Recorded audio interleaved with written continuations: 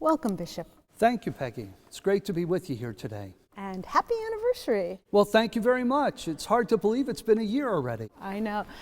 And I remember when you had just come here about a year ago, I said to you, "My, you're quite popular." And then you jokingly said, "Until I make a decision."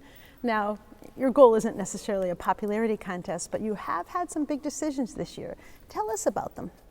Well, when I arrived in the diocese and I was briefed on so many issues, and one of them certainly was the rebuilding of Cathedral High School.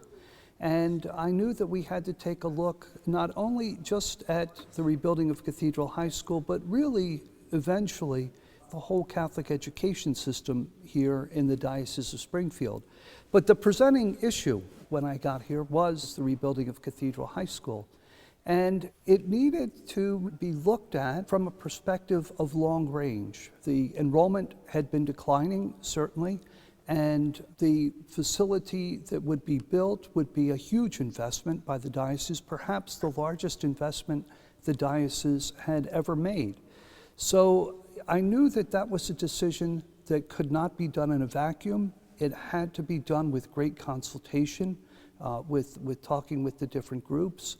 I knew that there would be upset about it, certainly, because there had been expectations that had been set, but it still needed to be done.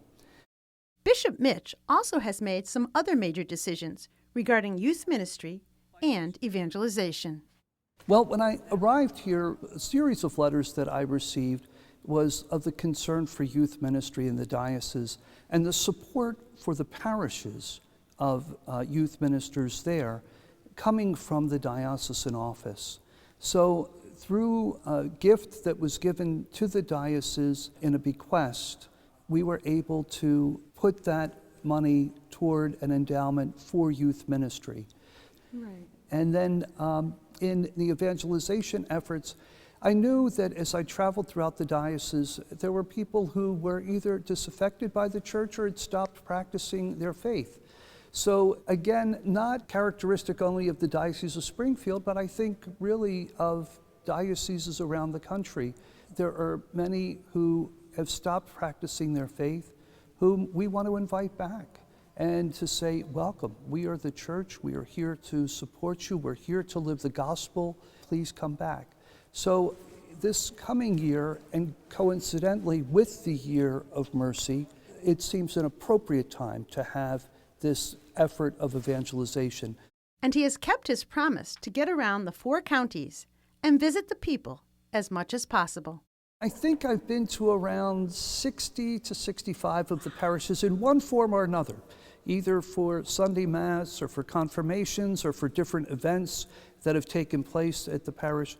So I still have a few more to cover, but it's been a good year being able to just get out to see so many of the parishes, to meet the people of the parishes, the priest and the deacons, the religious who work in the parishes, and the parish staffs, seeing very dedicated people at work. This fall, he also is planning an extended parish visitation program. It's a pastoral visit that takes a good chunk of time, a day or two, to be spent at the parish, to meet with the pastor, the parish staff, with the different lay groups of the parish, the pastoral council, any of the groups that make indeed the parish a community of vibrancy, to meet with them, and to, after that, give back to the parish my feedback of commendations and of recommendations, asking the parish to take, when I give back to them and feed back to them in terms of a report, in their future plans, to roll that report in their planning for the future. Bishop launched his own Facebook page and cited Bishop Fulton Sheen as his inspiration. He has gone back to Baltimore and says he calls his parents about 3 or 4 times a week. He said he enjoys the beauty and nature in Western Mass and is very excited about returning to the Big E for Mass and then walking around and seeing the sights and the people. And what does he want the people of the diocese to know about him? First of all, I'm sort of an extrovert, so I don't like to be tied to the office. I feel very drained if I have to spend a significant amount of time in the office on administrative things. I like to be out amongst people. So that's one aspect of my ministry that really gives me energy, is being out and amongst the people in the parishes and being able to do that. The administrative side of it is not my forte, or at least I can say I can do it, but it doesn't energize me. So I really enjoy being out. Bishop Mitch also keeps busy with his work with the Ecumenical and Interfaith Council with the USCCB, and he will be involved in the papal visit.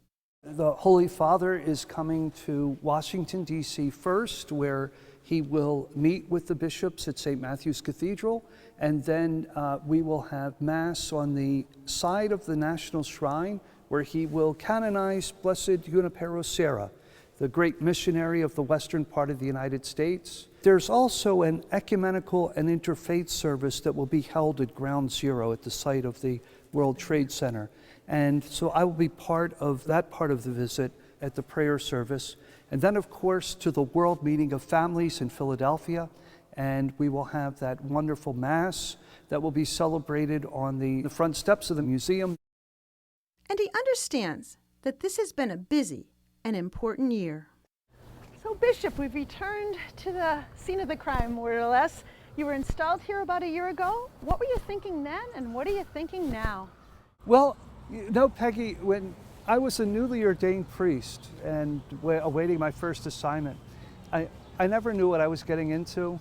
I didn't know where I was going to be assigned, but any assignment that I've had in a parish, and then kind of the surprise assignment to me with being asked to be auxiliary bishop in Baltimore, and then being asked to be Bishop of Springfield, I just felt, though, wasn't of my own making. This is God's making. This is what God wants, and He's confident in my gifts if He's asked me to do this, so put my gifts to the best of my ability. So I was thinking here is, I bring my experience. I thank God that I had 10 years as an auxiliary bishop in Baltimore. So I felt as though I was well prepared to be ordinary of a diocese, and it's God's will, it's God's way, and let's do it. When asked about his personal goals, Bishop Rozanski's focus, as always, was on his faith.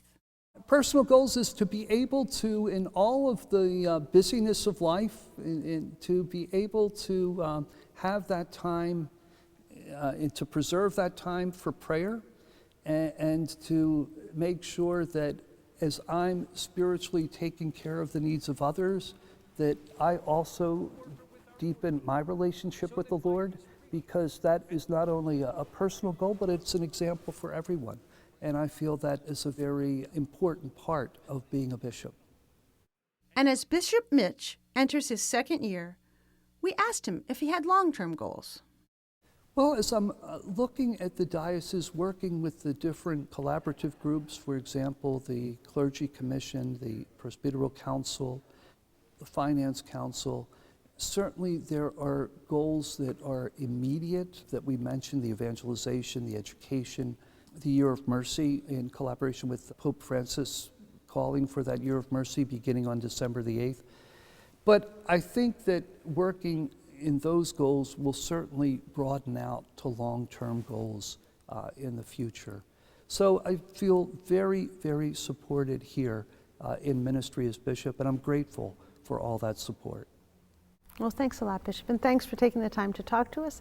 And we wish you, what is it, ad multos annos, many more years. For many years, indeed. Thank you so much, Peggy, and thanks for taking the time to be with me today. Oh, glad to do it. Thanks, Bishop. Thank you.